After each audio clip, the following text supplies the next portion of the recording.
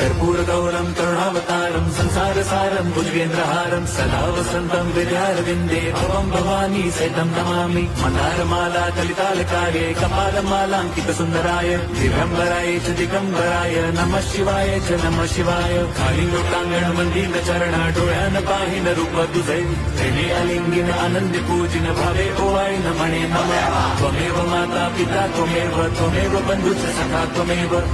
विद्या द्रवणं त्वमेव